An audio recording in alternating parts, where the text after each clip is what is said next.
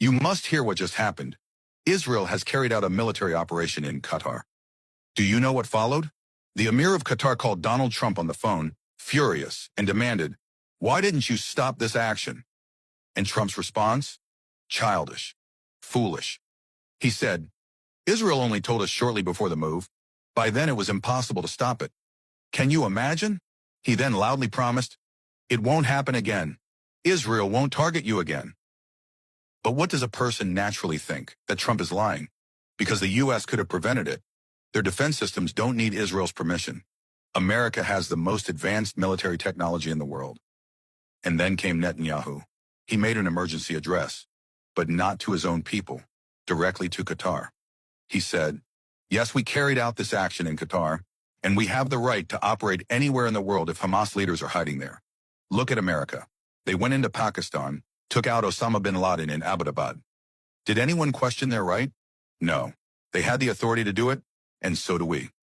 Netanyahu even mentioned Pakistan repeatedly in his speech. He said, "This is my final warning to Qatar. Hand Hamas leaders over to us or we will act again." Do you realize what this means? Israel is openly declaring that, like the U.S. operated anywhere in the world, Israel will do the same.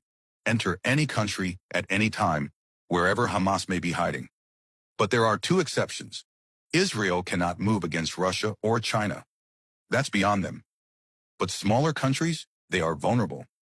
Why did Israel choose Qatar? Because media reports already revealed Britain and America supported Israel's operation. They even provided refueling. Think logically, will America shoot down its own F-35 fighter jets that it gave to Israel? Impossible. Qatar gave America the largest military base in the entire Middle East. Yet when Qatar needed protection, America stepped aside. Now the Arab League has called an emergency summit. Saudi Arabia is furious. Everyone is furious. Qatar's prime minister has said, "We will respond. We have the right to give a full reply." And what kind of reply? Naturally, a counter-response toward Israel. Now let me ask you, how many countries have already declared Netanyahu unlawful? How many international courts have issued warrants against him? But does he care about international law? No, he doesn't accept any law. Tell me, what law allows you to occupy another people's entire land? Yet that's what Israel did in Palestine. And now Netanyahu says openly, "We will move against any country." But mark my words, he cannot touch Moscow or Beijing. This message was also a warning to Turkey, because Hamas leadership also came from Turkey. Netanyahu said indirectly, if Qatar hosts them, we move against Qatar. If Turkey hosts them, we can move there too. He compared himself to America's war on terror, saying, if America can strike Afghanistan and Pakistan, we can act anywhere. The message is clear. Don't be under any illusion. We will act whenever we want, wherever we want. Now the question, will America's defense system in Qatar block Israel next time? Never. Impossible. So where does Qatar go? To Russia? To China? If tomorrow Qatar shifts its defense systems to Russia, or lets China operate its bases, then let's see if Israel dares to repeat this. And notice the contradiction. Trump told the Emir of Qatar no second action will happen. Yet the same day Netanyahu said, yes, we will act again.